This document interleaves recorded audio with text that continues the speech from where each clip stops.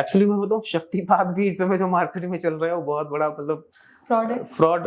जैसे मैं आपसे अभी प्यार से बातें कर रहा हूँ तो आप शांति से बैठे हुए हैं, अभी मैं आपको 2-4 गालियां दूं तो आप गुस्से में आ जाएंगे। इसको आप अपने शरीर से बाहर निकाल कर एक मरने से पहले मरने का अनुभव प्राप्त करने वाली बात है कि मैं और आप अलग है ही नहीं और एक्चुअल में नहीं है।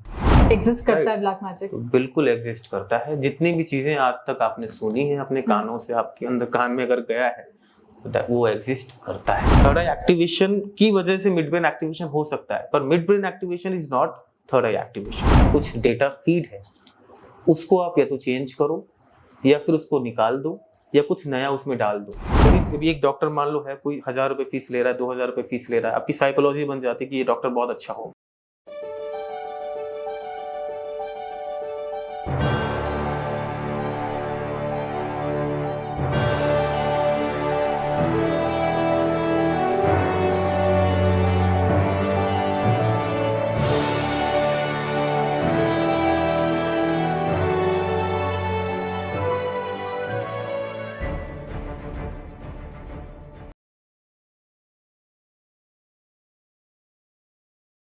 नमस्कार, welcome to another brand new episode of ask official.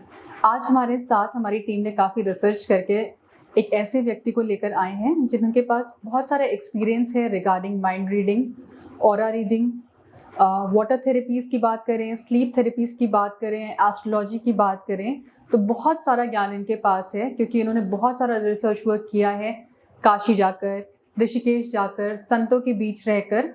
तो हम वेलकम करते हैं मनीष गुप्ता जी को अपने साथ आज। सभी को नमस्कार। सबसे पहली चीज अपर्णा जी, बहुत बहुत धन्यवाद मुझे ये मौका देने के लिए। आपने एक बात कही कि ज्ञान, बहुत सारा ज्ञान है, तो मैं बहुत ही सहृदय स्वीकार करता हूँ कि मैं इस संसार में सबसे बड़ा ज्ञानी हूँ। ज्ञान बिल्कुल नहीं है मेरे अंदर। आप लोगों की बात करें तो आप लोग बहुत प्रोफेशनल हैं, अपने अपने फील्ड में बहुत कुछ जानते हैं, लेकिन अगर मैं अपनी बात करूं तो जिस फील्ड में मैं हूं, अगर मैं अध्यात्म की बात करूं तो उसका 0.001% भी शायद मैं जान पाया हूं और अभी भी खोज जारी है। तो स्वागत है आप सभी लोगों का, बहुत बहुत धन्यवाद। सर, जैसे कि हमने पढ़ा आपके बारे में और काफ़ी कुछ जाना लोगों से भी कि आप माइंड रीडिंग करते हैं। बेसिकली ये माइंड रीडिंग होती क्या है? आपको कैसे पता चलता है सामने वाला क्या सोच रहा है या उसके मन में क्या विचार आ रहे हैं? माइंड रीडिंग से पहले भी मैं बात करना चाहूँगा उन मानसिक शक्तियों की जो हर मनुष्य में होती हैं। ये माइंड रीडिंग कुछ नहीं, बस एक मानसिक शक्ति है। हालांकि क्योंकि आपने सबसे पहले मानसिक शक्तियों के बारे में, माइंड रीडिंग के बारे में पूछा है, तो मैं सबसे पहले माइंड रीडिंग को बताता हूँ। माइंड रीडिंग बेसिकली 3 तरह से होता है जो आपने मार्केट में देखा होगा। एक तो होता है मेंटलिज्म, इसे बोलते हैं कि उसमें बहुत सारे ट्रिक्स पे बेस्ड होता है, जो तमाम चीज़ें एक्सप्लोर करके किसी व्यक्ति के बारे में या फिर इन्फ्लुएंस किया जाता है सामने वाले को कुछ बोलने के लिए, कुछ बताने के लिए, और वो बोल देते हैं कि वो माइंड रीडिंग है। तो एक तो मेंटलिज्म है, उसके लिए बहुत मेहनत लगती है, काफ़ी समय लगता है उस चीज़ में परिपक्व होने में। लेकिन माइंड रीडिंग की दूसरी जो विधा है वो है तंत्र सिद्धियाँ होती हैं कई तरह की। जैसे आपने सुना होगा यक्षिणी सिद्धियाँ, पिशाचिनी सिद्धियाँ, कुछ दैवीय सिद्धियाँ भी हैं। तो काफ़ी चीज़ें हैं। आपने अगर सुना हो माननीय श्री बागेश्वर धाम वाले बाबा जी जो करते हैं जी, तो कहीं ना कहीं वो दैवीय सिद्धियाँ हैं। तो और वो भी उन्होंने खुद प्राप्त नहीं किया, और वो कहते भी हैं कि मेरे गुरु का आशीर्वाद है। दैवीय सिद्धि का, किसी भी तरह की सिद्धि का मतलब बहुत ही सिंपल है कि एक ऐसी एंटिटी है, उस एंटिटी के साथ में आपने कोई समझौता किया आपके पास, क्योंकि ये शरीर है, आप उसको कुछ प्रोवाइड कर रहे हो, बदले में वो आपको कुछ प्रोवाइड कर रहा है। और दैवीय सिद्धियां प्राप्त करनी सबसे मुश्किल इसलिए होती हैं क्योंकि वहां पर उनका कोई कुछ होता नहीं कि उनको चाहिए कुछ। आपकी भक्ति ही सिर्फ एकमात्र चीज होती है जो उनको प्रसन्न कर सकती है। तो दैवीय सिद्धियां बहुत मुश्किल होती हैं, इसी वजह से वो बहुत कम लोग प्राप्त कर पाते हैं और उस तरह से लोग बता पाते हैं दूसरों के बारे में। और तीसरी जो विधा है जो मैं लोगों को सिखाता हूँ वो माइंड रीडिंग है खुद से। आप लोगों ने अपने जीवन में कई बार अनुभव किया हो कि कोई व्यक्ति कुछ बोलने वाला होता है और आपके मन में पहले ही कुछ ना कुछ एक आइडिया आ जाता है कि हाँ ये बोलने वाला है सामने वाला। ऐसा कुछ कभी कभी होता है, अक्सर नहीं। पर बहुत बार ऐसा होता है। वो कैसी माइंड रीडिंग है वो मैं सिखाता हूँ। मैं जो माइंड रीडिंग सिखाता हूँ वो पूरी तरह से साइंस पे बेस्ड है, क्योंकि मैं खुद भी एक विज्ञान का शिक्षक रहा हूँ 9 साल। तो मैं साइंस पे आधारित चीज़ों को सिखाता हूँ।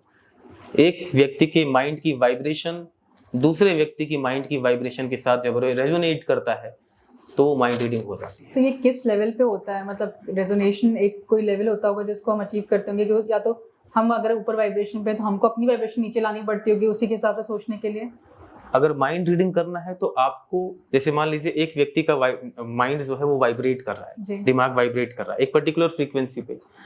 चाहते हो कि आप भी वही चीजें सोचो जो सामने वाला सोच रहा है, जी। तो उस व्यक्ति के वाइब्रेशंस को आपको रेजोनेट करना होगा। उसके लिए आपको अपने वाइब्रेशंस को पहले शांत करना होगा, यानी अपना मन शांत करना होगा। और जब आपका मन शांत होगा, आप बैठेंगे ध्यान में, और जैसे वो कनेक्शंस बनेंगे, आपका ब्रेन भी उसी पर्टिकुलर फ्रीक्वेंसी पे वाइब्रेट करने लग जाएगा। तो जो विचार सामने वाले के दिमाग में चल रहे हैं वही विचार आपके दिमाग में भी चलने लग जाते हैं। सर जैसे कि आपने बताया इतनी सही थेरेपीज हैं, वाटर थेरेपी और आपकी स्लीप थेरेपी, ये किस लिए दी जाती हैं किसी को भी, और किस अवस्था में दी जाती हैं? देखिए, स्लीप थेरेपी साइकोथेरेपी की एक छोटी सी विधा है। जी। साइकोथेरेपी का मतलब होता है कि आप किसी व्यक्ति के मस्तिष्क में जो भी कुछ डेटा फीड है उसको आप या तो चेंज करो या फिर उसको निकाल दो या कुछ नया उसमें डाल दो। That is psychotherapy. एक तरह की सबकॉन्शियस माइंड की रिप्रोग्रामिंग होती है। तो स्लीप थेरेपी एक वैज्ञानिक तरीके से एक विधा है। जब व्यक्ति सो रहा होता है तो उसका कॉन्शियसनेस सो रहा होता है, उस समय उसके सबकॉन्शियस माइंड की जो प्रोग्रामिंग होती है उसी को बोलते हैं स्लीप थेरेपी, जिसमें टेलीपैथी एक बहुत अहम योगदान निभाता है। टेलीपैथी के साथ में अगर स्लीप थेरेपी की जाए तो बहुत ही ज़्यादा इफेक्टिव होता है। जो बच्चे होते हैं, जो एडिक्टेड होते हैं, जैसे लोग शराब के एडिक्शन में होते हैं, सिगरेट के एडिक्शन में होते हैं, तो वो एडिक्शन उनका रिमूव किया जा सकता है स्लीप थेरेपी से। और रही बात वाटर थेरेपी, तो ये तो हमारा सनातन है, सनातन से सब चीज़ें चली आ रही हैं। पहले के जो ऋषि मुनि होते थे कमंडल में जल लेते थे, किसी को श्राप देना हुआ, किसी को वरदान देना हुआ, करते थे, उसमें उसको अभिमंत्रित करते थे जल को, उसमें कुछ बोलते थे, मंत्र पढ़ते थे और लोगों पे छिड़कते थे। कुछ वैसा ही वाटर थेरेपी यहाँ पे भी होता है। हर व्यक्ति अपने जीवन, क्योंकि हमारे शरीर में 70% पानी है, मस्तिष्क में 90% पानी है, इसको प्रोग्राम किया जा सकता है किसी पर्टिकुलर चीज के लिए, और वो चीजें बहुत अच्छे से काम करती हैं अगर आप उसको अच्छे से यूटिलाइज करना सीख जाते हैं। सर जैसे आजकल हम बहुत बात करते हैं मैनिफेस्टेशन के बारे में जी जनरली, और हर कोई आजकल मैनिफेस्टेशन सिखा भी रहा है, तो क्योंकि लोगों में ये भ्रांतियां बहुत ज़्यादा फैल गई हैं कि मैनिफेस्टेशन सिखा रहा है तो दूसरे तीसरे दिन हमारे मतलब हफ्ते 2 हफ्ते में हमारी चीज़ें पूरी हो जाएंगी। मैनिफेस्टेशन एग्जैक्टली होता है क्या, और कितना टाइम पीरियड लगता है चीज़ों को मैनिफेस्ट करने में? देखो, मैनिफेस्टेशन का मतलब मैं पहले बता दूं लोगों को, इच्छाओं की पूर्ति करना, इच्छा पूर्ति बोलते हैं मैनिफेस्टेशन को। बहुत सारी थ्योरीज मार्केट में हैं आज, जैसे लॉ ऑफ अट्रैक्शन है। मैंने पहली बुक जो पढ़ी थी इस पर्टिकुलर फील्ड में आने से पहले, तो बहुत पहले जब मैं छोटा था तो मेरे एक मित्र ने दी थी द सीक्रेट, जो लॉ ऑफ अट्रैक्शन को काफ़ी वो प्रमोट करता है। Power of subconscious mind, law of vibration, power of affirmations, बहुत सारी थ्योरीज मार्केट में है। लेकिन इन सभी का जो आधार है वो सिर्फ एक ही चीज़ है, वो है आप। अभी आप मेरी इस फिंगर से पूछो कि आप कौन, अगर ये फिंगर ये बोलती है कि मैं एक फिंगर हूं, मैं एक उंगली हूं, तो ये फिंगर की अज्ञानता है। एक्चुअल में ये सिर्फ एक फिंगर नहीं है, ये एक पूरा शरीर है। अगर ये फिंगर अपने आप को पूरा शरीर मानती है तो इसके लिए सब कुछ ये पूरा शरीर करने के लिए तैयार है। इसको पेन होगा तो पूरा शरीर इसकी सेवा करेगा, या इसको कुछ भी करना हो पूरा शरीर इसकी सहायता करेगा। ठीक उसी प्रकार से हम सभी हैं, हम सभी इस ब्रह्मांड का एक अंश है, एक हिस्सा है, और हिस्सा होने की वजह से हम स्वयं एक ब्रह्मांड हैं। हम जैसे बोलते हैं अहम ब्रह्मास्मि, तो अहम ब्रह्मास्मि की भावना के साथ अगर कोई व्यक्ति कुछ भी मैनिफेस्ट करना चाहे, कुछ भी वो कर सकता है। जितनी भी थ्योरीज हैं वो इसी पे रिलाई करती हैं, इवन लॉ ऑफ कर्मा भी इसी पे बेस्ड है। सर वो जैसे मैंने टाइम पीरियड पूछा, किसी आदमी को अगर अच्छे से मैनिफेस्टेशन सीखते तो कितना समय लगता है कुछ भी मैनिफेस्ट करने में? वो डिपेंड करता है कि उसको मैनिफेस्ट क्या करना है। मैनिफेस्टेशन करने के लिए कम से कम अगर मैं बात करूं, कुछ रूल्स होते हैं। जी जैसे कि लोगों को मैनिफेस्ट करना, हम क्या करते हैं, वस्तुओं को मैनिफेस्ट करते हैं। जी आपको मान लो एक घर चाहिए, घर कैसे आएगा? पैसों से आएगा। पैसा कैसे आएगा? पैसा आएगा लोगों से। पर लोग सीधे सीधे सोचते हैं घर आ जाए, तो लोगों को मैनिफेस्ट करना होता है। दूसरा रूल होता है मैनिफेस्टेशन का कि आपकी प्रायोरिटीज क्या है। हम क्या करते हैं, हम अपनी प्रायोरिटीज को छोड़ करके उन चीजों को मैनिफेस्ट करना शुरू करते हैं जो हमें बहुत बाद में चाहिए। अपनी ड्रीम्स के बारे में सोचते हैं, नहीं, हमें अपनी प्रायोरिटीज को मैनिफेस्ट करना चाहिए, फौरन होगा, तुरंत होगा। और तीसरा होता है मैनिफेस्टेशन का जो सबसे बेहतरीन रूल है, वो है शेयरिंग। अगर आप कुछ भी, जैसे मन्नत मांगते हैं आप, जी तो मन्नत क्यों माना जाता है? क्योंकि मन्नत में यही चीजें होती हैं कि आपने जो सोचा है कि मुझे मिल जाए, उसके बदले में आप लोगों को कुछ ना कुछ शेयर करेंगे। इसी वजह से मन्नत बहुत जल्दी पूरी होती है। तो जब आप शेयरिंग की भावना के साथ कुछ भी मैनिफेस्ट करते हैं तो बहुत जल्दी पूरा होता है। अगर आपकी प्रायोरिटी है वो, एक एक दिन में भी चीजें पूरी होती है मैम, जी एक एक दिन में। मैं इस एक विशेष प्रकार का ध्यान मैं अपने सेशंस में अक्सर कराता हूँ, जो एक एक दिन में चीजें मैनिफेस्ट कराता है। बस वो आपकी प्रायोरिटीज होनी चाहिए। सर, जैसे कि हमने पढ़ा था आपके बारे में, आप मिड ब्रेन एक्टिवेशन भी करते हैं। ये बेसिकली मिड ब्रेन एक्टिवेशन क्या चीज़ है और इससे क्या फ़ायदे हैं हमें? क्या यही भी मेडिटेशन का और मैनिफेस्टेशन का पार्ट है? देखिए, मिड ब्रेन हमारे शरीर का हमारे ब्रेन का बेसिकली मिडल वाला जो हिस्सा है। बहुत सारे लोब्स होते हैं ब्रेन में, तो जो सेंट्रल लोब्स हैं, जो बीच में जो लोब्स होते हैं, और दोनों जो कि हेमिस्फीयर्स हैं, एक लेफ्ट हेमिस्फीयर एक राइट हेमिस्फीयर है, दोनों के बीच का जो एक हिस्सा है, और उस हिस्से में बहुत सारे पार्ट्स होते हैं। एक पिनियल ग्लैंड भी होता है। जी तो बहुत सारे लोग मिड ब्रेन एक्टिवेशन को पिनियल ग्लैंड एक्टिवेशन भी बोलते हैं, बहुत सारे लोग थर्ड आई एक्टिवेशन भी बोलते हैं। पर एक्चुअली थर्ड आई एक्टिवेशन एक अलग चीज है। थर्ड आई एक्टिवेशन की वजह से मिड ब्रेन एक्टिवेशन हो सकता है, पर mid brain activation is not third I activation.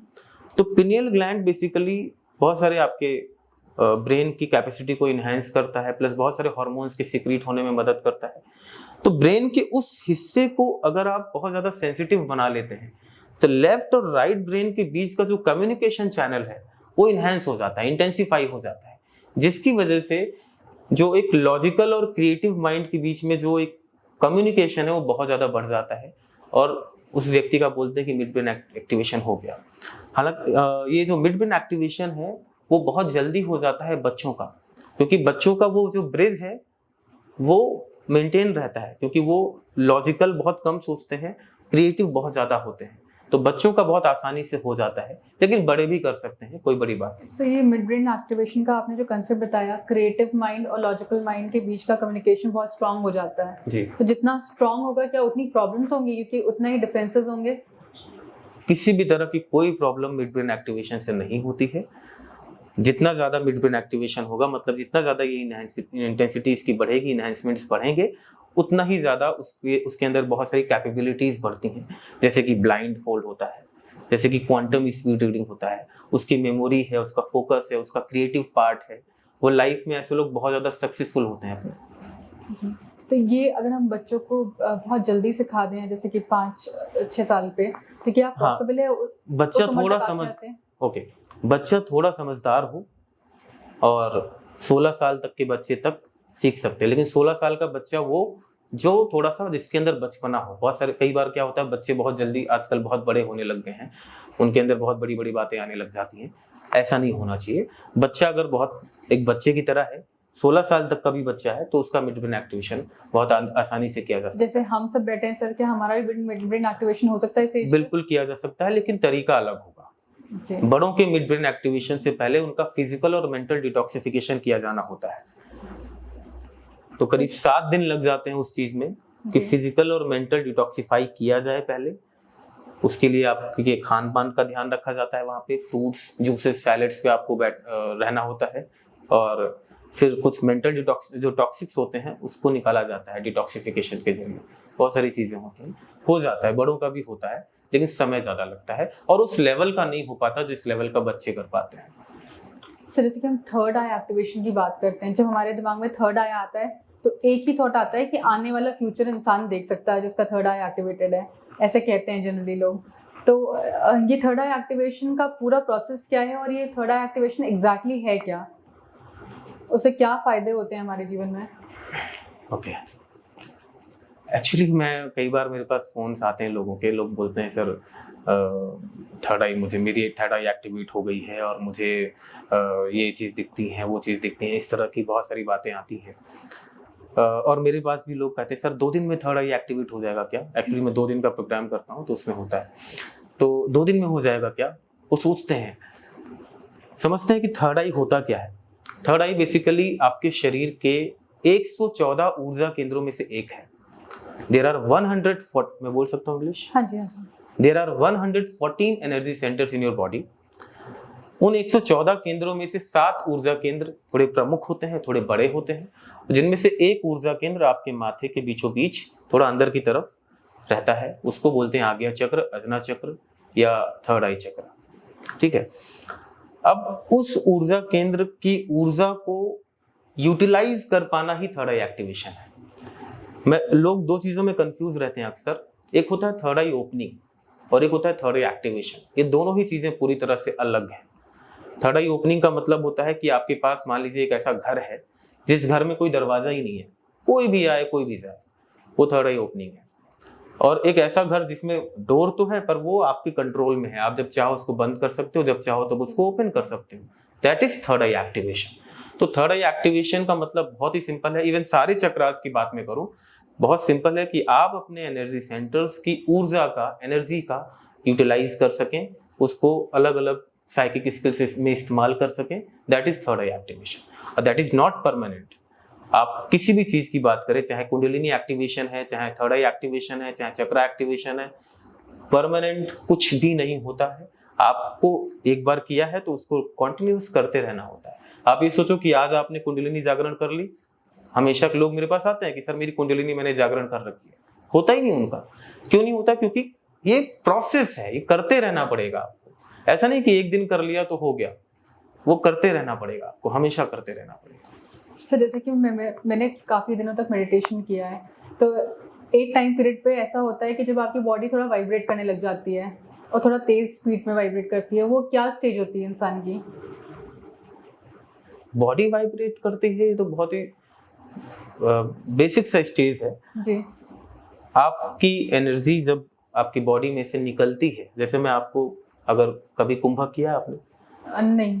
कुंभक में 2 तरह के कुंभक होते हैं, अंतः एक बाह्य।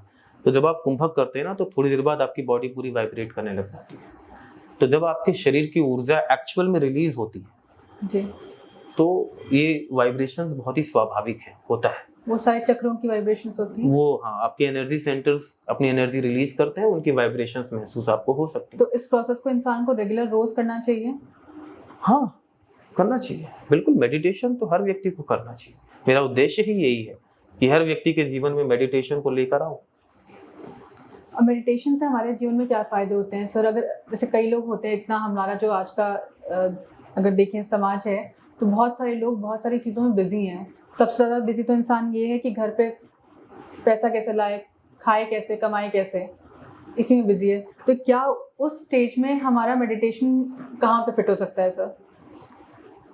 आपके जीवन की किसी भी तरह की समस्या हो, चाहे वो संबंधों में समस्या हो, चाहे वो धन संबंधी समस्या हो, चाहे वो स्वास्थ्य संबंधी समस्या हो, चाहे शारीरिक हो चाहे मानसिक हो, किसी भी चीज को ध्यान के माध्यम से ठीक किया जा सकता है। और इसी वजह से मैं इसको प्रमोट करता हूँ। कुछ भी, एनीथिंग, आपके पास कोई भी प्रॉब्लम हो, अगर आप मेडिटेशंस के अलग अलग तरीके होते हैं वो अगर जानते हैं, क्योंकि मेडिटेशन से आपकी साइकिक स्किल्स डेवलप होती हैं और उन साइकिक स्किल्स का इस्तेमाल करके आप कुछ भी चीजें सॉल्व कर सकते हैं, वो मैं सिखाता हूँ। सर जैसे हमने अभी तक जो सुना है साइकिक स्किल्स के बारे में, तो लोग ये बोलते हैं जिनके पास साइकिक स्किल्स होती हैं वो आने वाला फ्यूचर प्रेडिक्ट कर लेते हैं कि अब तुम्हारे आज अगर मेरी जैसे टीम बैठी है, इसके जीवन में क्या होने वाला है, वो प्रेडिक्शन वो कर सकते हैं। तो क्या ये एबिलिटी हमारे अंदर भी आ सकती है दूसरों का चीज़ें प्रेडिक्ट करने के लिए? देखिए, ये होता है इंट्यूशन होता है किसी किसी को इस बात का कि हाँ ये चीज़ें होने वाली हैं, और वो अपने अंदर से ही आती हैं, क्योंकि हर व्यक्ति के अंदर एक ईश्वर है और उस ईश्वर को सब कुछ पता है, उसके पास नॉलेज की कमी नहीं है। जिसको भी आज तक ज्ञान की प्राप्ति हुई है अपने अंदर से ही हुई है, चाहे बुद्ध हो चाहे महावीर हो, कोई भी हो। तो जब अंदर से ही ज्ञान की प्राप्ति हुई है तो आपके भी अंदर वो पूरा ज्ञान समाया हुआ है। तो अगर किसी व्यक्ति के बारे में आप प्रेडिक्ट करते हैं, बहुत बड़ी बात नहीं है। जब आप अपने इंट्यूशन पे काम करते हैं, सिक्स सेंस पे काम करते हैं, तो आप, कई बार होता है मेरे मुंह से कई बार ऐसे कुछ सडनली निकल जाता है और मुझे पता भी नहीं होता कि मैंने बोला है, और वो हो जाता है। तो वो हो जाता है बिल्कुल। क्या सिक्स सेंस हमारे जैसे लोग बैठे हुए हैं वो डेवलप कर सकते हैं, अगर लाइफ में कभी अभी तक नहीं हुआ है वो डेवलप? सभी का सिक्स सेंस थोड़ा थोड़ा काम करता रहता है। कोई भी ऐसा व्यक्ति यहाँ पे नहीं बैठा है जिसका सिक्स सेंस बिल्कुल काम ना करे। सभी के पास सिक्स सेंस है। उसको इंटेंसिफाई करना जब आप थर्ड आई पे काम करते हैं, बेसिकली मुख्य रूप से जब आप अपनी ऊर्जा केंद्र थर्ड आई वाले काम पे करते हैं, थर्ड आई वाले ऊर्जा केंद्र पे काम करते हैं, तब ये सिक्स सेंस आपका डेवलप होता है निश्चित रूप से। So, ये थर्ड आई, साइकिक स्किल्स और इंट्यूशन, ये तीनों का कोलैबोरेशन क्या है, कैसे एक दूसरे से इंटरलिंक्ड हैं? हम सभी के शरीर में एक ऊर्जा निवास करती है, जैसे आप और मैं सभी बैठे हुए यहाँ पे जी। अगर वो ऊर्जा हमारे शरीर से निकल जाए तो हम क्या हैं? एक डेड बॉडी है। इवन एक डेड बॉडी को लोग उसके नाम से भी नहीं बुलाते, राइट? उसका नाम हम बोलते हैं वो तो गया। मान लो ABC कोई व्यक्ति है जो मर गया और उसकी बॉडी पड़ी है, पर कोई पूछेगा ABC कहाँ है, तो बोलते हैं वो गया, जबकि उसका शरीर है यहीं पे। इसका मतलब ये जो नाम भी हम दे रहे हैं ना, ये शरीर को नहीं दे रहे हैं, ये उस ऊर्जा को दे रहे हैं। तो हम सभी के शरीर में जो ऊर्जा निवास कर रही है, जो हमारे 114 ऊर्जा केंद्रों में फैली हुई है, इसका सबसे पहला काम है हमारे शरीर को चलाना। जितने भी बॉडी पार्ट्स हैं, देखो आप, अलग अलग बड़े बड़े ऊर्जा केंद्र देखो बीच में भी हैं। 7 चक्रास, देखो मैंने कुर्ता भी पहन रखा है, ये 7 चक्रास हैं। ये सेंटर में ही क्यों है, आपने सोचा कभी? क्योंकि यहीं पे मेजर ऑर्गन सिस्टम्स ही यहीं पे हैं, इसीलिए इनको ऊर्जा देने का काम है। तो सबसे पहला काम आपकी प्राण शक्ति का है, आपके शरीर को चलाना। दूसरा काम है आपके भोजन को पचाना। भोजन में आप क्या करते हो ये भी डिपेंड करता है। अगर आप अन्न लेते हो, आप अनाज लेते हो, देखो आप कभी भोजन करने के बाद आपको आलस से आता है, अधिक भोजन करने के बाद। क्यों आलस से क्यों आना, जबकि उससे तो ऊर्जा मिलनी चाहिए, पर आलस से क्यों आ रहा है आपको? आलस इसीलिए आ रहा है क्योंकि आपका शरीर जो अभी तक चला रहा था, जो ऊर्जा आपके शरीर को चला रही थी, अब आपके भोजन को बचाएगी, राइट? इसीलिए जो हमारे सन्यासी होते हैं या हम सभी लोग जब साधनारत होते हैं तो ज्यादातर फ्रूट्स, जूसेस, सैलड्स खाते हैं, क्योंकि वो आधे घंटे के अंदर हमारी ऊर्जा को स्वतंत्र कर देता है। और इसी प्राण शक्ति का तीसरा काम होता है हमारी बीमारियों को ठीक करना। और इसी आधार पे मैं लोगों की बीमारियां ठीक करवाता हूँ, उनके जीवन से जो मेडिसिन हैं उसको मैं निकलवाता हूँ। तो ये पॉसिबिलिटी है, किसी को डायबिटीज है, किसी को हार्ट पेशेंट है, वो भी रिमूव हो सकता है? एनीथिंग, कोई भी बीमारी हो। कैंसर पेशेंट्स को मैं फ्री में देखता हूँ। कोई भी व्यक्ति हो जो बीमार है, उसकी बीमारियां, उसके वो प्राण शक्ति, क्योंकि आपकी जो इम्यूनिटी पावर है, जो आपका जो रोग प्रतिरोधक क्षमता है, वो आपकी ऊर्जा है। दवाइयों का रोल 10% से ज्यादा नहीं होता। और इवन आपकी साइकोलॉजिकली वो चीज, वही एक डॉक्टर मान लो है, कोई 1000 रुपए फीस ले रहा है, 2000 रुपए फीस ले रहा है, आपकी साइकोलॉजी बन जाती है कि ये डॉक्टर बहुत अच्छा हो। साइकोलॉजी का भी बहुत फर्क पड़ता है, लेकिन मुख्य रूप से आपको ठीक करने में आपकी प्राण शक्ति का ही योगदान है। एक व्यक्ति कोई आईसीयू में एडमिट होता है तो उसको बहुत ज्यादा आराम कराया जाता है, तो उसको फ्रूट्स दिए जाते हैं, खिचड़ी दी जाती है, इससे उसकी ऊर्जा स्वतंत्र हो जाती है और वो ठीक होता है। आप घर पे इस प्रोसेस अपना लो, मैक्सिमम बीमारियां आप घर पे ठीक कर सकते हो। और उसके बाद आपकी जो बीमारियां हैं, ये ठीक करने के बाद में आपकी प्राण शक्ति का जो चौथा काम होता है वो होता है आपकी मानसिक शक्तियों का विकास करना। तो कोई व्यक्ति अगर इन सभी चीजों को ध्यान में रखे, शरीर को चलाना, भोजन पचाना, बीमारियां ठीक करना, इन तीनों चीजों से प्राण को अगर स्वतंत्र कोई करता है तो उसकी मानसिक शक्तियां प्रबल होती हैं। और मानसिक शक्तियां वो सब कुछ हैं जो आप सोचते हो कि ये नहीं हो सकता, जैसे माइंड रीडिंग है, टेलीपैथी है, ऑरा रीडिंग है, टेलीकिनेसिस है, एस्ट्रल प्रोजेक्शन है, क्वांटम स्पीड रीडिंग है, कुछ भी, साइकोकिनेसिस है, पायरोकिनेसिस है, हाइड्रोकिनेसिस है। बहुत सारी मानसिक शक्तियां आप सभी जानते हैं। और उन सभी मानसिक शक्तियों को प्राप्त करने का यही एक तरीका है कि आप अपनी प्राण शक्ति को स्वतंत्र रखें। अपने खान पान, अपनी दिनचर्या और ध्यान, ये 3 चीजें हैं। ये एस्ट्रल प्रोजेक्शन की जैसे अभी आपने बात करी, ये एस्ट्रल प्रोजेक्शंस क्या होते हैं? एस्ट्रल प्रोजेक्शन का बहुत ही सिंपल सा मतलब है कि आप अपनी ऊर्जा को, जो भी आपकी चेतना आपके शरीर में है, उसको आप अपने शरीर से बाहर निकाल कर एक मरने से पहले मरने का अनुभव प्राप्त करने वाली बात है। एक होता है एस्ट्रल ट्रैवल, जो लोग क्लेम करते हैं कि हम लोग एस्ट्रल ट्रैवल करवाते हैं, पर ऐसा ट्रैवल करना हर व्यक्ति की बस की बात नहीं होती। ऐसा होता है? हाँ, एस्ट्रल होता है। ट्रैवल, एस्ट्रल ट्रैवल भी होता है, एस्ट्रल प्रोजेक्शन भी होता है।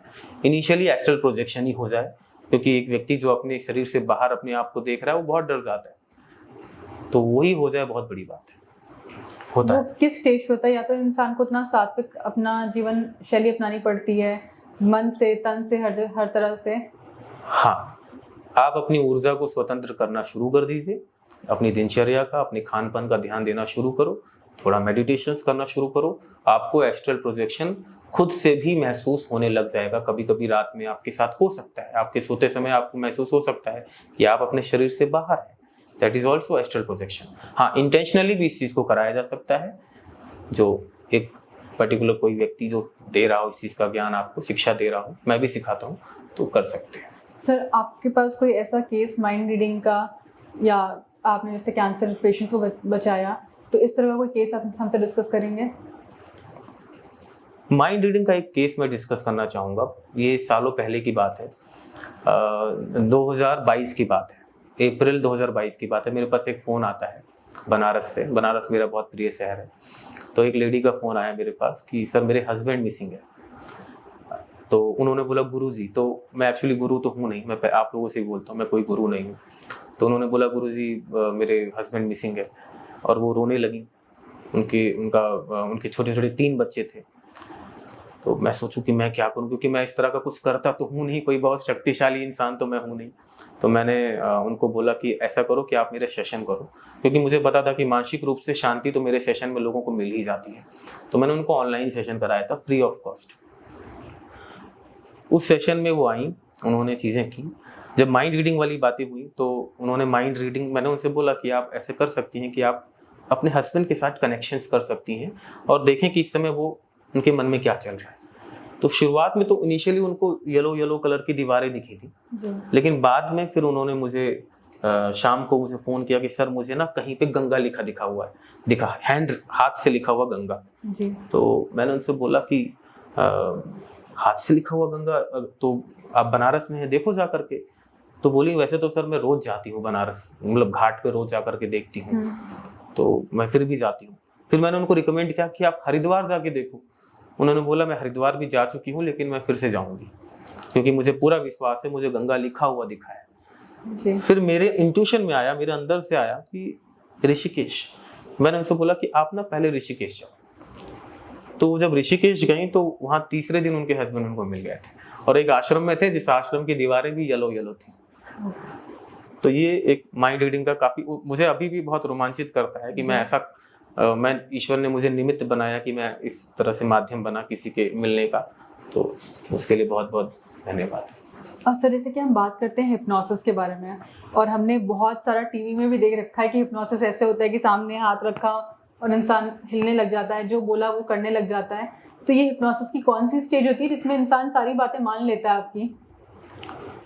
देखिए, हिप्नोसिस जैसे जो आपने बताया अभी कि हाथ रखना और उससे कुछ चीज़ें होने लग जाना, तो अलग अलग चीज़ें हैं। वो इंड्यूसिंग वाला एक प्रोसेस होता है जी। हिप्नोसिस में बहुत ही सिंपल से ये है कि किसी भी व्यक्ति को आप उसका जो दिमाग जो चल रहा है उसके दिमाग को आप रोक दो, उसके वाइब्रेशंस को, उसके जो विचार जो चल रहे हैं उसको आप रोक दो या उसको भटका दो, और जो आप चाहते हो वो चीज़ें वो करने लग जाए। That is hypnosis. लेकिन यहाँ पे कुछ लिमिटेशंस हैं। जैसे आपने बोला कि किसी को भी कुछ भी कर दिया, एक्चुअल में वो चीज़ें नहीं होती हैं कि किसी को भी ऐसा होता ना, कई बार लोग बताते हैं कि मुझे मैं जा रहा था और रास्ते में मुझे एक व्यक्ति मिला और मुझसे उसने कुछ बोला और मैंने सब कुछ उसको निकाल के दे दिया। वो दैट इज़ नॉट हिप्नोसिस। वो हिप्नोसिस नहीं होता है। बहुत सारे केमिकल्स ऐसे आते हैं जिसमें व्यक्ति ट्रांस में चला जाता है, उस केमिकल की वजह से ही ऐसे केमिकल्स होते हैं। कई बार रुमाल के थ्रू किसी को स्मेल करा दिया या कुछ कर दिया, वो व्यक्ति ट्रांस में जाता है और वो अपने होश, मतलब उसका जो ब्रेन और बॉडी के बीच का जो कम्युनिकेशन है वो थोड़ी देर के लिए बंद हो जाता है, और फिर वो जो चाहता है कि हाँ उसको सामने वाले ने कुछ बोला ये करना है तो वो कर देता है। तो एग्जैक्टली वो हिप्नोसिस नहीं होता है।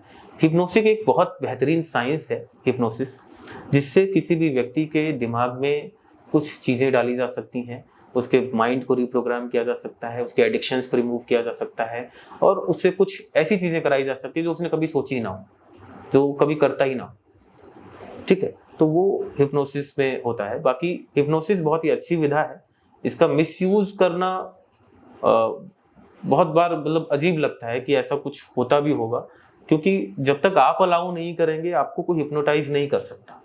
अगर हिप्नोसिस की बात है तो आप अलाउ नहीं करें, तो अगर ट्रिक्स यहाँ पे नहीं है तो कई बार ट्रिक्स का इस्तेमाल होता है, कई बार आपको भटकाया जाता है, किसी और चीज को सोचने के लिए जबरदस्ती आपको इंड्यूस किया जाता है कि आप वो चीज सोचो, और फिर आपको कुछ चीजें करने के लिए बोली जाती है, वो आप करते हो, तो वो जबरदस्ती वाली बातें हो गई, वो हिप्नोसिस नहीं है, वो ट्रिक्स पे बेस्ड होता है। लेकिन एग्जैक्टली अगर हिप्नोसिस है तो वो जब तक आप अलाउ नहीं करेंगे कोई आपको हिप्नोटाइज नहीं कर सकता है। सर फिर वो क्या कंडीशन होती है? कई बार होता है कि पर्चा सामने वाले के पास हमने दिया, उसने अपने मन से नंबर लिखा और हमें पता चल जाता है कि उसने नंबर क्या लिखा। वो सब ट्रिक्स पे बेस्ड होता है। वो ट्रिक्स पे बेस्ड है? हाँ जी, वो सब ट्रिक्स पे बेस्ड होता तो उसमें कोई हिप्नोसिस का कोई कनेक्शन नहीं है? है, कोई कनेक्शन। तो इस केस में सर टेलीपैथी और हिप्नोसिस का कोई कनेक्शन नहीं है? देखिए, टेलीपैथी तो हम सभी लोग करते रहते हैं। आपको पता है आपके दिमाग में एक दिन में कितने विचार आते हैं? विज्ञान कहता है कि 30,000 से ज़्यादा थॉट्स हर व्यक्ति के मस्तिष्क में लगभग आते रहते हैं। लेकिन आप सोच के देखो, 30,000, क्या लगता है आपको 30,000 थॉट्स आपके दिमाग में आते हैं? लगता नहीं है।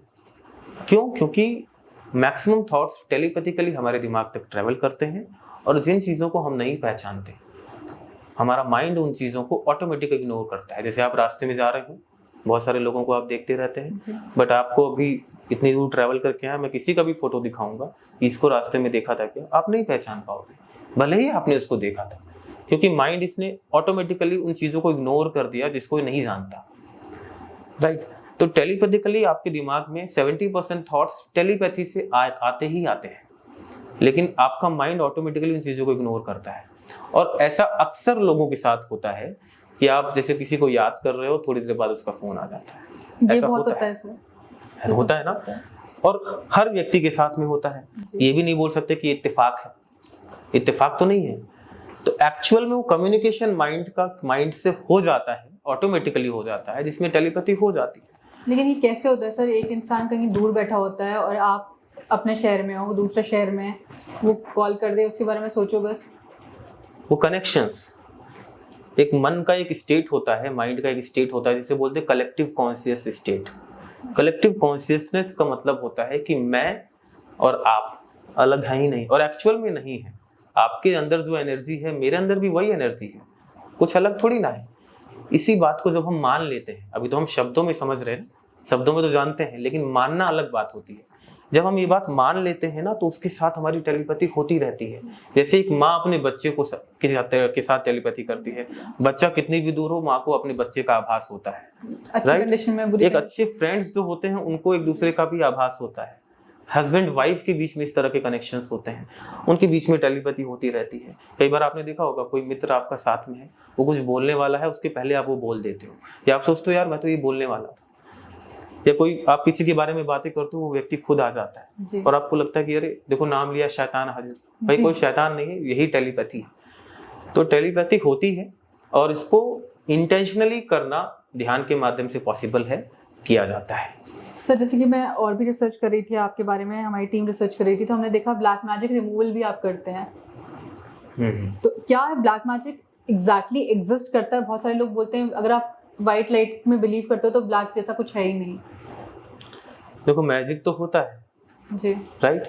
तो मैजिक का ब्लैक और व्हाइट डिपेंड करता है ना कि आप उसको किस तरह से यूज कर रहे हैं। एग्जिस्ट करता है ब्लैक मैजिक? तो बिल्कुल एग्जिस्ट करता है। जितनी भी चीजें आज तक आपने सुनी है अपने कानों से, आपके अंदर कान में अगर गया है, वो एग्जिस्ट करता है।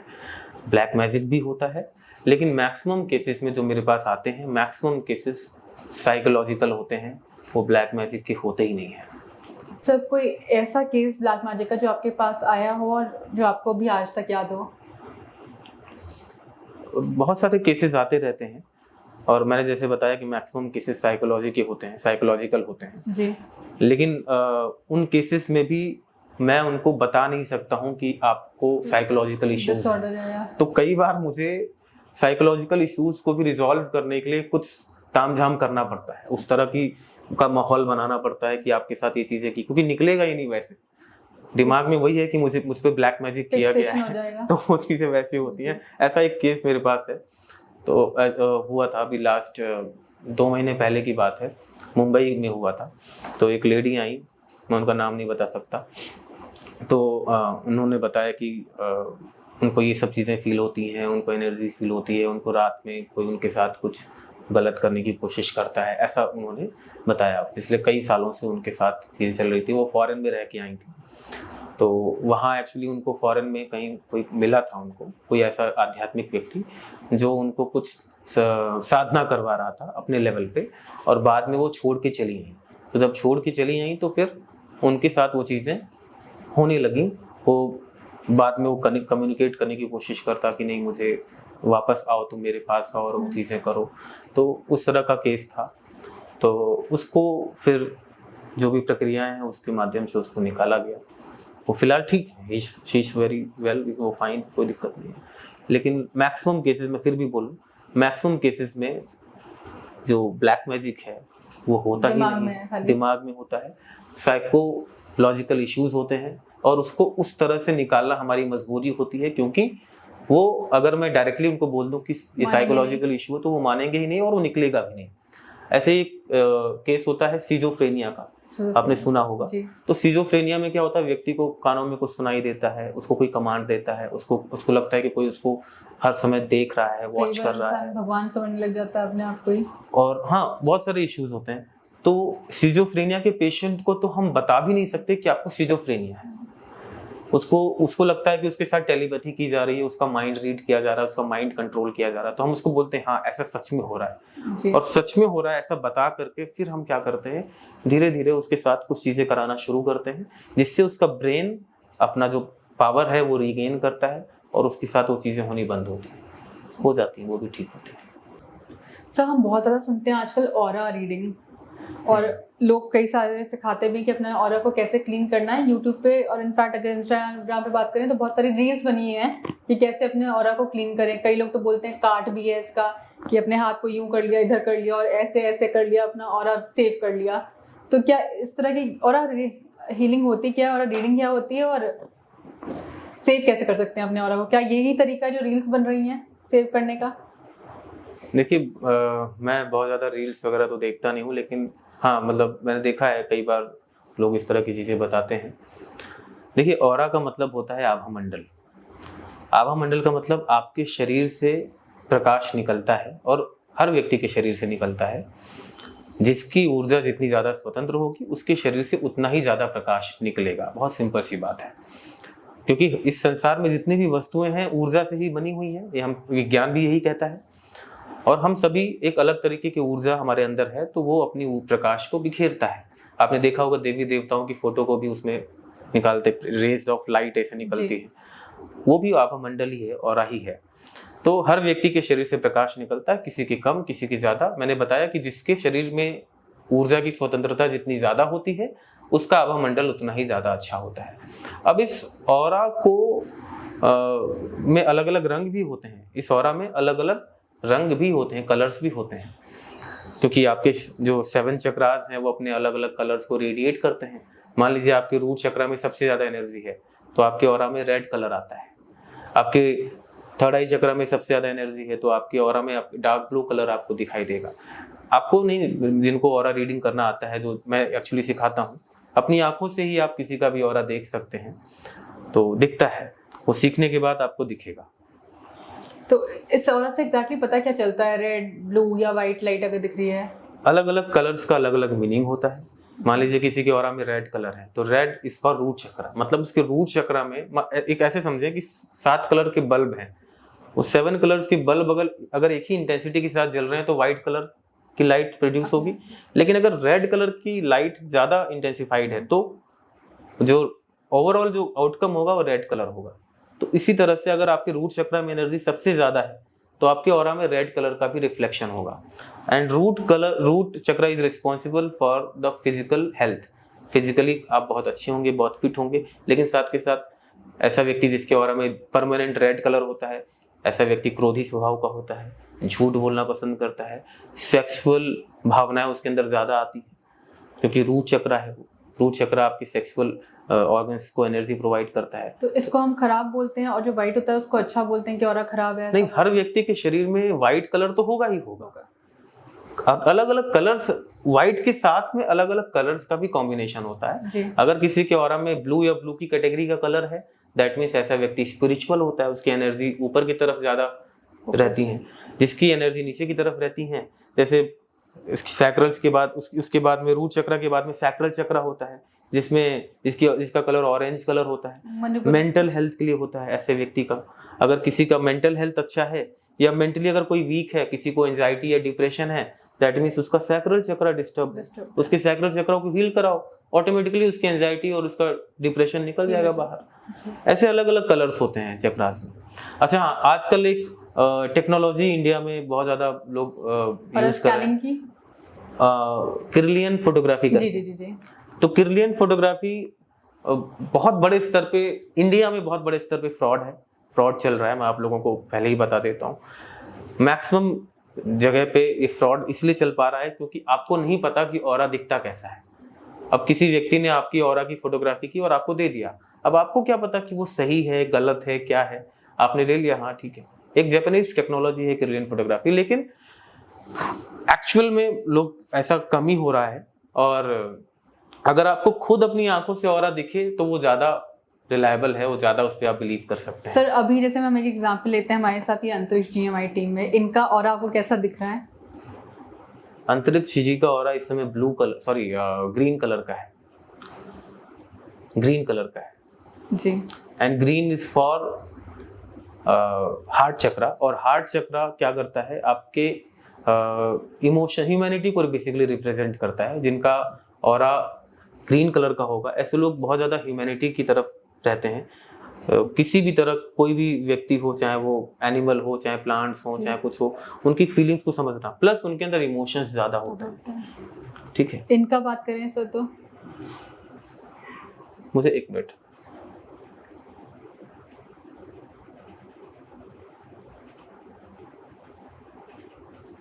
इनका ऑरा येलो कलर का है। वो क्या डिपिक्ट करता है yellow aura? Yellow colour is for your Manipura chakra, solar plexus chakra होता है। And solar plexus chakra responsible होता है आपके इसके लिए, प्रॉस्पेरिटी के लिए, हैप्पीनेस के लिए। ठीक है, तो ऐसा व्यक्ति कभी किसी को धोखा नहीं देता है, बहुत अच्छे फ्रेंड्स होते हैं। जी। मेरा ऑरा सर अगर बात करूं तो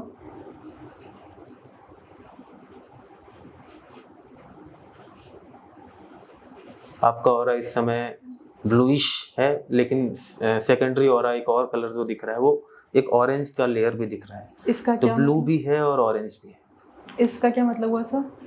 प्राइमरी ब्लू है, ब्लू का मतलब होता है स्पिरिचुअलिटी ही है। हालांकि जो हल्का ब्लू है वो आपके थ्रोट चक्रा को रिप्रेजेंट करता है। जिस व्यक्ति का थ्रोट चक्रा अच्छा होता है, थ्रोट चक्रा में एनर्जी ज्यादा होती है, ऐसा व्यक्ति अच्छा वक्ता होता है, अच्छा बोलने वाला होता है, अच्छे सिंगर्स होते हैं, अच्छे प्रीचर्स होते हैं और नॉलेजफुल होते हैं, राइट। और orange colour is for your sacral chakra. Sacral chakra मैंने बताया मेंटल हेल्थ को रिप्रेजेंट करता है। अगर मेंटली ऐसे लोग बहुत स्ट्रांग होते हैं, खास जो सेल्स पर्सन होते हैं, ऐसे लोगों का भी ऑरा, जनरली मैं जब देखता हूँ तो अगर सेल्स की माइंड सेट से कोई व्यक्ति आता है तो उसका जो ऑरा है वो ऑरेंज कलर का ही दिखता है। ऑरा भी दो तरह से होते हैं, एक परमानेंट होता है, एक टेम्परेरी होता है। जैसे मैं आपसे अभी प्यार से बातें कर रहा हूँ तो आप शांति से बैठे हुए हैं, अभी मैं आपको 2-4 गालियां दूं तो आप गुस्से में आ जाएंगे। तो भले ही आपका ऑरा ब्लू है, ऑरेंज है, बट वो रेड हो जाएगा। तो परमानेंट ऑरा आपका अभी जो है वो है, लेकिन वो टेम्परेरी चेंज भी होता है। जब किसी को ऑब्जर्व किया जाता है ना तो उसका ऑरा चेंज होता रहता है। इसी वजह से अगर किसी को ना बताए बिना ऑरा रीड किया जाए तो ज्यादा अच्छा है। सर ये मिस हो गए आशीष जी हमारे साथ, इनका ऑरा भी बता दीजिए। ओके, इनका ऑरा बहुत अच्छा है और ब्लू कलर का है, ही इज आल्सो ब्लू। और हम मतलब आप सभी में इनका ऑरा मतलब थोड़ा सा प्रोमिनेंट है, अच्छा है। ऑरा की एक लेंथ होती है मिलीमीटर से लेकर सेंटीमीटर में, और ऐसे तो अलग अलग लेंथ होती है, और एक लेंथ होती है, और एक लेंथ आपकी बेटर है। सर इसकी हम बात कर रहे थे फेस रीडिंग के बारे में, तो फेस रीडिंग से कैसे पहचान सकते हैं कौन सा आदमी कैसा है, क्या किस तरह का है? देखिए, चेहरा ही नहीं बल्कि पूरा शरीर हमारा हमारे बहुत सारे क्वालिटीज को रिप्रेजेंट करता है, जी। राइट। तो चेहरे की अलग अलग आकृतियां, अलग अलग हिस्से, नाक है, आंखें हैं, फोरहेड है, लिप्स हैं, ईयर्स हैं, ईयर लोब्स हैं, बहुत सारी चीजें जो फेशियल स्ट्रक्चर्स हैं वो आपके बारे में लोगों को बहुत कुछ बताती हैं। उनमें से कुछ चीजें मैं आप लोगों को कहिए तो मैं यहाँ बता सकता हूँ। बता दीजिए सर। बताते हैं आप लोग भी। जैसे किसी की नोज की जो लेंथ है ज्यादा होती है, जितनी ज्यादा कम है ऐसा व्यक्ति उतना ही ज्यादा इमोशनल होता है। जितना ज्यादा है, फेस के कंपैरिजन की बात कर रहा हूँ, अगर पूरे फेस को कंपेयर करेंगे नोज की लेंथ से तो आपको दिखेगा अगर इसकी ज्यादा लंबी है तो उसका इमोशन लेवल उतना ही कम होता है, राइट। ज्यादा लंबी है तो कम है हाँ, फेस के ऊपर। कम है उतना ही ज्यादा इमोशंस उतने ज्यादा होते हैं। दूसरा आप देखेंगे कि यहाँ पे एक बम्प सा होता है कुछ कुछ लोगों के, ये अंतरिक्ष ठीक है, है। जिसके भी है वो बहुत क्रिएटिव होता है, ओके। राइट। फिर लिप्स होती हैं जी। अगर अपर लिप्स लोअर लिप्स का फेस के हिसाब से इनकी जो थिकनेस है वो बैलेंस्ड है, जैसे कि आपकी है, ठीक है। तो जिनका बैलेंस्ड होता है, ठीक है, वो मतलब अच्छे बिहेवियर के होते हैं, और ठीक सभी, हालांकि सभी अच्छे बिहेवियर के होते हैं, लेकिन जिनका ये अपर लिप थोड़ा पतला होता है, ऐसे लोग सेल्फ के लिए ज्यादा काम करते हैं, दूसरों के बारे में कम सोचते हैं। और जितना मोटा होगा ये लिप्स जितने ज्यादा मतलब थिक होंगे वो दूसरों के बारे में उतना ज्यादा सोचेंगे, ठीक है। कान है, कान के साइज है, बड़ा कान है उतना अच्छा सुनने वाला है, छोटा कान है उतना कम सुनने वाला है। कानों का जो प्लेसमेंट है वो अगर नीचे की तरफ है, आपकी आईज की लाइन से अगर नीचे है तो वो व्यक्ति मैटेरियलिस्टिक है। जितना ज्यादा नीचे होगा उतना ज्यादा मैटेरियलिस्टिक होगा, जितना ज्यादा ऊपर होगा उतना ज्यादा स्पिरिचुअल होगा, उतना ज्यादा धार्मिक होगा या आध्यात्मिक होगा, ठीक है। ये सब चीजें हैं। आईब्रोज हैं, ये भी बताती हैं व्यक्ति की जो प्रेजेंट सिचुएशन है। जैसे कि आपने देखा होगा कुछ लोगों की जो आईब्रोज है वो आगे से खड़ी होती हैं जी। एक तरफ की या दूसरी दो। अगर किसी के लेफ्ट साइड की जो आईब्रोज है वो आगे से खड़ी है लेफ्ट साइड की, तो ऐसा व्यक्ति रिलेशनशिप इश्यूज में रहता है। और किसी के राइट साइड में अगर आईब्रोज अगर खड़ी है तो ऐसा व्यक्ति फाइनेंशियल इश्यूज से रहता है, प्रॉब्लम में रहता है। तो ये सारी चीजें फेस रीडिंग फेस रीडिंग में आ जाती हैं। अब देखकर आप लोग अपना अपना भी देख सकते हैं, पता चल जाएगा जी। अगर हम बात करें सर अंतरिक्ष की, इसके फेस से क्या पता चलता है आपको? तो अभी मैंने आपको इतनी सारी बातें बताई, अब आप बताइए क्या है। सर इसकी नोज तो मुझे समहाउ लगती है कि हाँ फेस के अकॉर्डिंगली ठीक है, लेकिन इमोशंस कम है। देखिए, इनकी क्रिएटिविटी अच्छी है, हाँ। इमोशन थोड़े से कम है कम इनके है। अंदर। हालांकि इनका जो ऑरा है वो ग्रीन कलर है, हाँ। तो एक दूसरे से Contradictory है। कॉन्ट्राडिक्ट करते हैं, लड़ाई करते होंगे, इमोशनल होने की कोशिश, जी। अंदर से इमोशनल होने की कोशिश करते हैं, लेकिन कहीं ना कहीं वो उसको Logical दबाने की कोशिश करते हैं, ठीक है। प्लस इनकी जो कान का जो साइज देखिए, प्लेसमेंट भी देखिए, ये बैलेंस्ड है। स्पिरिचुअलिटी एंड मटेरियल लाइफ में बहुत बैलेंस्ड रहते हैं, ठीक है। तो कानों का प्लेसमेंट इनका ये बता रहा है। इनकी जो आईब्रोज है, आई थिंक इधर वाली, ये लेफ्ट है ना, इधर इस तरफ, हाँ, तो कहीं ना कहीं कुछ ना कुछ रिलेशनशिप में, ऐसा नहीं कि मतलब कोई ब्रेकअप ही हो। हाँ, वो जो फैमिली में भी कुछ रिलेशंस होते हैं, इश्यूज होते हैं, उसकी वजह से भी लोग पारिवारिक चिंता में भी रहते हैं, तो भी वो चीजें हो सकती हैं। ये सब चीजें हैं। चिन इनका कॉन्फिडेंस अच्छा है, ठीक है। लिप्स भी इनके ठीक हैं, तो मतलब ऐसा नहीं बोल सकते कि ये सेल्फिश हैं या इस तरह का कुछ इनके अंदर, ये तो अच्छे व्यक्ति हैं। इनके बारे में दूर बात करें दृष्टि तो- रखते हैं, ये बहुत दूर तक सोच पाते हैं किसी चीज को, बहुत गहराई दूरदृष्टि तक, कैसे पता चला आपको? गहराई तक सोच पाते हैं। इनकी आंखें बता रही हैं। आंखें कैसे मतलब बताती हैं? आंखों के अलग अलग शेप्स होते हैं, वो Shapes बहुत होते हैं। ज्यादा फिर टाइम लग जाएगा इनकी इसमें। आंखों के बारे में बताइए सर। ओके, नहीं, ये भी मतलब उतना नहीं इतना इनका है, लेकिन कंपैरेटिवली ये भी दूर दृष्टि रखते हैं। समीरा?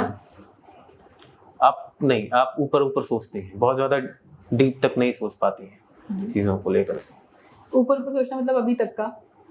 अभी तक का मतलब ऊपर सोचने का मतलब क्या हुआ? मतलब कि बहुत ज्यादा चीजों को गहराई में नहीं सोच पाती हैं। जी। वही जैसे मैंने अभी आपको रिप्लाई दिया तो आप नहीं समझ पाई उतना ज्यादा, जी। तो वही है। सही है।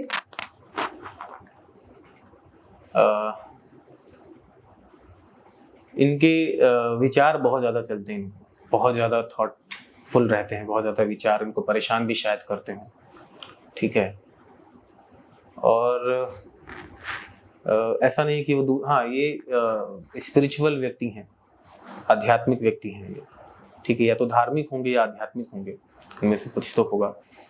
बाकी ये अपनी चीज़ों को छुपाते हैं, मतलब बहुत सारी बातें इनके मन में रह जाती हैं, रख लेते हैं, एक्सप्रेस नहीं करते, बहुत सारी चीज़ें हैं।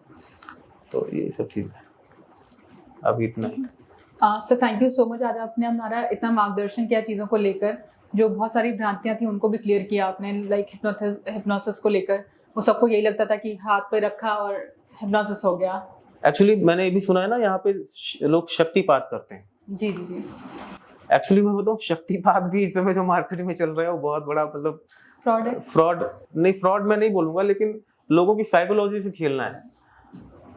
मैं शक्तिपात कई बार लोगों को, मतलब मैं कुछ कमांड दूंगा, कुछ चीजें बताऊंगा, और घर बैठे बैठे वो अपने यहाँ पे से हाथ रखेंगे, उनको शक्तिपात महसूस हो जाएगा। जी जी। ऐसा मैं कर सकता हूँ। तो शक्तिपात का मतलब कई बार, क्योंकि ऑब्वियस सी बात है, कोई व्यक्ति बहुत मुश्किल से, बहुत मेहनत से ध्यान करके वो अपनी ऊर्जा को एकत्रित करता है, और किसी की योग्यता को जाने बिना वो कैसे अपनी ऊर्जा को उस व्यक्ति में ट्रांसफर कर सकता है। होता है शक्तिपात, लेकिन जो चल रहा है ना, ट्रेंड जो चल रहा है ना, शक्तिपात बताया जाता है कि मैं शक्तिपात करूंगा, भाई ऐसे कुछ भी होता नहीं है। इन सब चक्करों में मत पड़ो। बिना शक्तिपात के आपके पास बहुत सारी ऊर्जा है, आप उस ऊर्जा को इस्तेमाल कर सकते हैं, और बहुत सारी मानसिक शक्तियां, आप खुद, मैंने बताया, कुछ चीज़ों का फॉलो करके आप अपनी मानसिक शक्तियों को डेवलप कर सकते हैं। और सबसे बड़ी शक्ति इस पूरी दुनिया में होती है आत्मशक्ति। आत्मशक्ति को आप जितना ज़्यादा बढ़ाओगे उतने ज़्यादा आप पावरफुल होगे। अगर आपकी आत्मशक्ति पावरफुल है तो किसी दूसरे की शक्ति भी, चाहे कितनी भी बड़ी मानसिक शक्ति, वो भी आपके काम नहीं करने वाली है। तो मन में एक बहुत बड़ा कंफ्यूजन है, जैसे कि आपने बोला कि ऑनलाइन सेशन, ऑफलाइन सेशंस भी होते हैं सबके, तो ऑरा रीडिंग हो गया, हिप्नोसिस हो गया, इसमें आदमी का प्रेजेंट होना बहुत ज़रूरी होता होगा आपसे कनेक्शन करने के लिए। तो ऑनलाइन या ऑफलाइन क्या ज़्यादा बेटर है? देखिए, बहुत सारी चीज़ें हैं जिसके लिए ऑफलाइन प्रेजेंस ही ज़रूरी होता है, लेकिन अगर मैं बात करूँ मानसिक शक्तियों की, खासकर जो मैं सिखाता हूँ जी, तो उसके लिए ज़रूरी नहीं है कि आप ऑफलाइन ही आइए, ऑनलाइन भी चीज़ें की जा सकती हैं, लेकिन उसके लिए आपका डिटर्मिनेशन होना चाहिए, आपका डेडिकेशन होना चाहिए, और आपके पास एक ऐसी जगह होनी चाहिए जहाँ बैठ करके पूरे दिन आप चीज़ों को करें। अगर वो ऐसी जगह आप नहीं है आपके पास, आप सोच रहे हो कि कोई दूसरा काम साथ में करते हुए चीज़ें को कर लोगे, तो आप नहीं कर सकते। तो बेटर होगा कि आप ऑफलाइन करें। अगर आपके पास प्लेस है, शांति वाली जगह है, और आप डेडिकेटेडली बैठ सकते हैं अपने सारे काम को छोड़ करके, तो घर बैठे भी चीज़ें हो सकती हैं, और बहुत होती भी हैं, लोग करते हैं। Thank you so much sir, इतना क्लियरेंस देने के लिए आज के सेशन में। दोबारा हम बहुत जल्दी कनेक्ट करेंगे सर। श्योर।